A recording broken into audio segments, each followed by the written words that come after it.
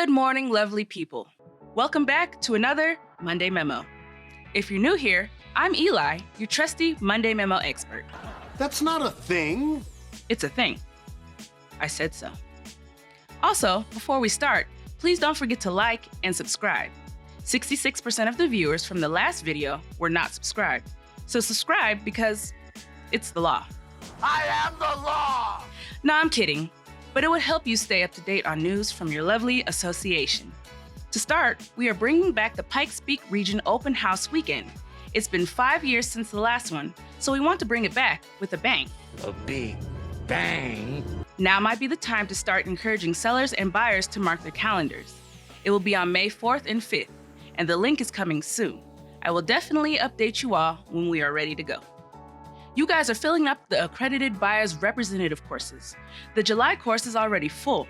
That was fast. At the time of this recording, we have minimal slots available for the October course. So I'd recommend checking out the dashboard as soon as possible. Don't forget, you can still register for an instructor-led or self-paced webinar. Please note that you will not earn CE credits with the webinar courses.